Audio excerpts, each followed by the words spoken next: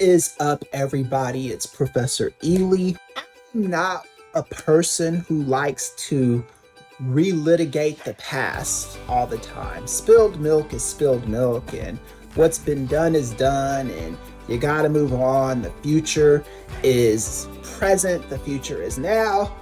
We gotta think and progress and move forward. I get all of that. But I saw an interview the other day, last week, probably Thursday, Friday, something like that. And it was Kristoffer on her YouTube channel, and she was interviewing Tim Miller. And they talked about a lot of stuff, but one thing that stuck with me was Tim Miller, and he was talking about, and this is Tim Miller from The Bulwark, he was talking about Joe Biden was old and he wasn't going to lie to his Democratic friends or his Democrat friends and pretend that this guy was youthful when he was clearly falling apart or clearly old. I'm paraphrasing, but it's something along those lines. And I think a lot of those progressives in that space, whether it's Tim Miller or the Pod Save America guys like Jon Favreau and everyone else, I think what they often miss about 2024 is the people who were defending Joe Biden were not necessarily defending his youthful exuberance, because clearly he didn't have it. What we were saying is, this is who we have, and we have to prop him up.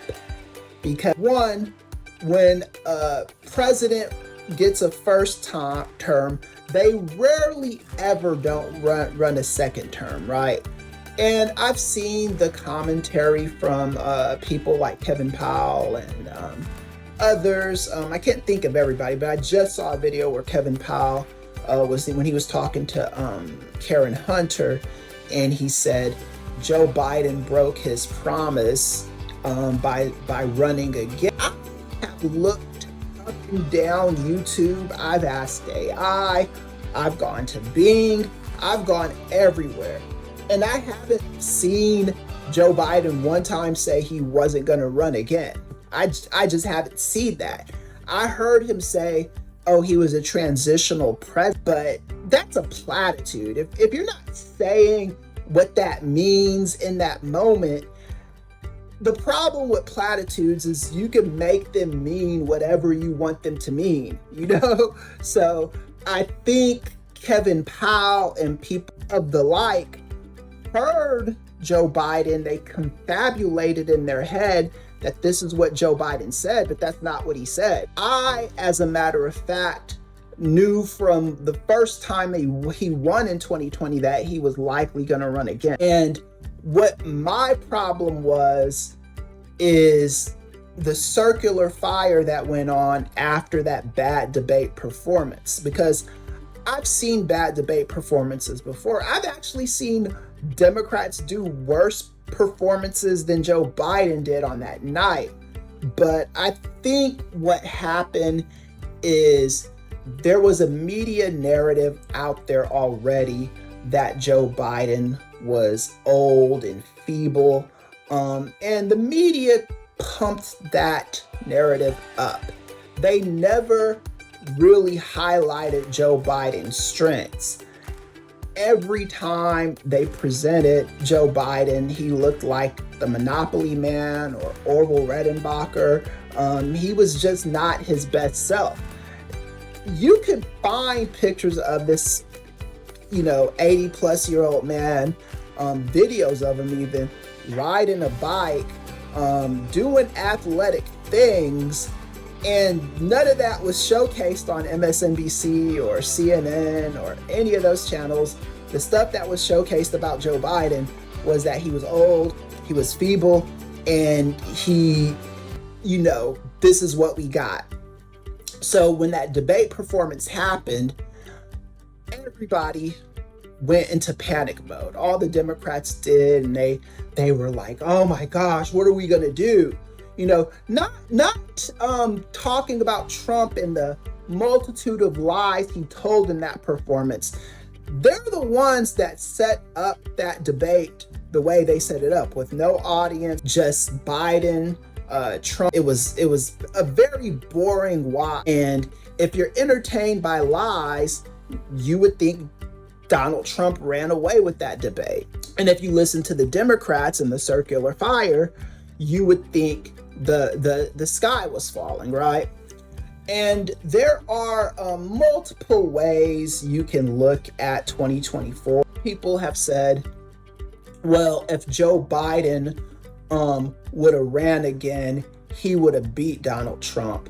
And then some people have said, and there's truth to both, but some people have said that if that Kamala Harris mitigated as much damage as she could, and she actually got the polling closer, and she made sure the Democrats didn't lose as bad as we could have lost, right?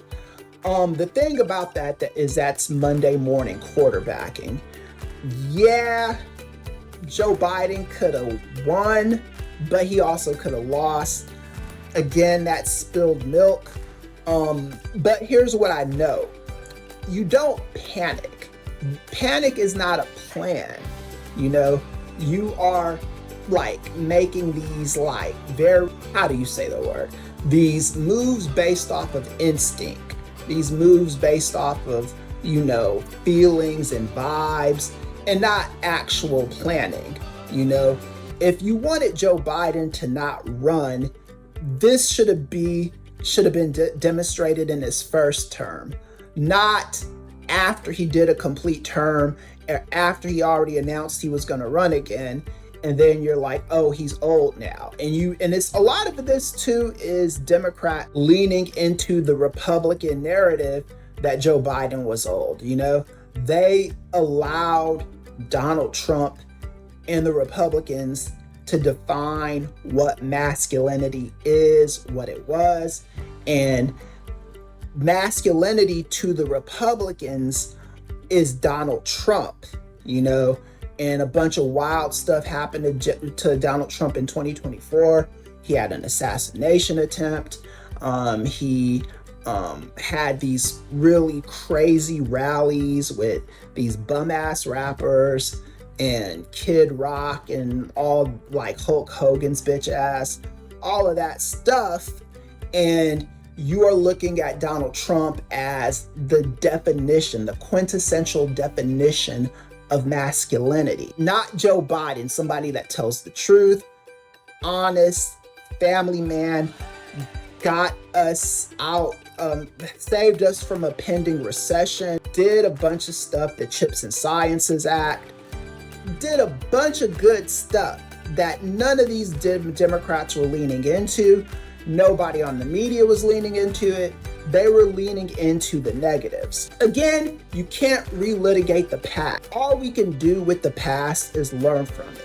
And that should never happen again. If you ever get a candidate, Democrats, that you are not happy with after their first term, you need to put them out to pasture afterwards.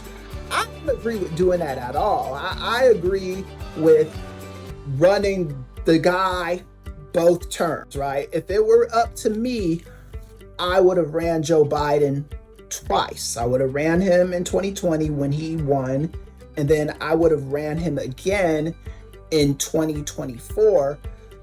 And the reason why you do that is because incumbency is very, very important to winning elections. When you are an incumbent, people know who you are. You already have an established brand, and the brand could either go up or go down.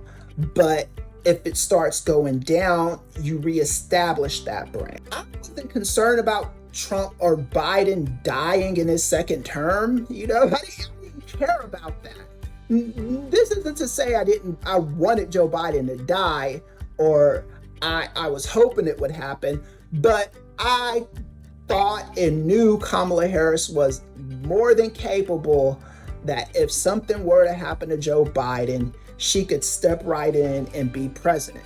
But there are a lot of Democrats who did not believe that. They have their own microaggressions. They've got their own racial biases, sexist biases that they do not want to address or confront. That is why they didn't just run Joe Biden, because God forbid Joe Biden die in office and Kamala Harris swears in, the sky is falling. And then what ended up happening anyway is Kamala Harris runs and all of the Democrats are too chicken to run against her because they know that if they run against this black woman, it would tarnish them for 2028 if they chose to run, or any future presidential ambitions that they have, because they don't want to be the Democrat that steps on Kamala Harris's toes, right? So Joe Biden reluctantly endorses her. I don't know. I don't know if it was reluctance. It could have been exuberance, but I don't think he necessarily wanted to endorse her. He endorsed her. She ran the best race she could have ran with 3 months. And everybody loves to, again, Monday morning quarterback and be like, well, she should have appeared on the Joe Rogan show, or she should have done Theo Von's podcast, or she should have did this, she should have did that, she should have endeared herself to the manosphere and Andrew Schultz and all these fucks. And I just don't know what people are measuring that by. You know, she could have did that stuff. I'm not saying it would have hurt her. It probably could have helped her, but she did what she could in 3 months. So I say all of that to say, in 2024, Democrats have to learn better lessons, right?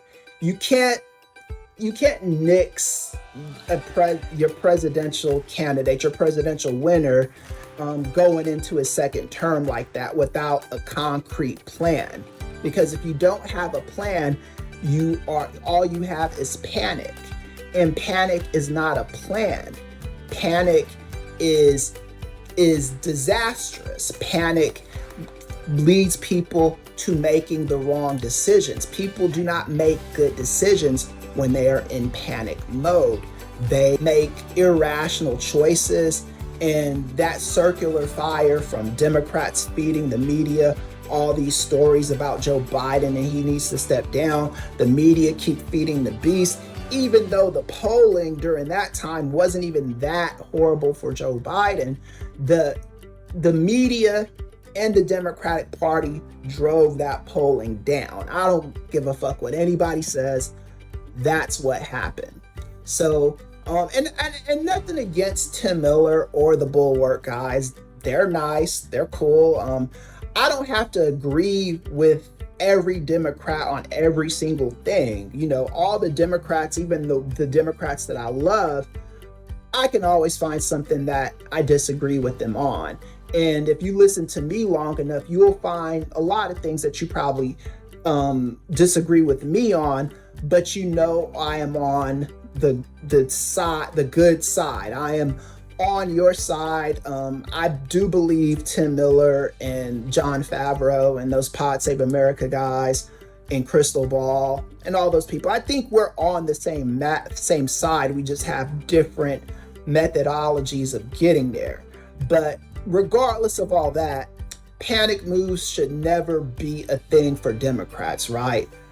We have to ride our horse till the wheels fall off. And that's what the Republicans have been doing with Donald Trump. Now, I'm not saying be like the Republicans, because they are sycophantic and they praise Trump like he is their deity. We don't need to do all that. We can keep it real and also back our guy or gal, whoever it is, and ride with them if this is who we choose for their and into their second term. I never want to see the panic and bullshit that happened in 2024 again. I just don't want to see that again. So I want Tim Miller and the Pod Save America guys and Crystal Ball and all those people to understand that it wasn't that Democrats, you needed to lie to Democrats. It's just that I think most of us voters, a lot of the Black Democrats that I talked to, they were just like, what is your plan? What is your plan? Okay, you want Biden to drop out. What is a feasible plan? And they did not have one. And I'm not talking about losers like Cenk Uygur and Anna Kasparian. Those fuckers, I was never on board with them in the first place. They are bad faith actors in my opinion. But I'm talking about the, Democrats who I think are genuinely good people. They understood and learned the wrong lessons from in 2024, and I don't want that happening again. So anyway, if you want, you can follow me on my Substack, The Thinking Class with Kristoffer Ealy. I will be making videos like this regularly. Subscribe to the channel. Catch me on Post Wrestling every third Sunday of the month, and I will catch you guys later. Peace.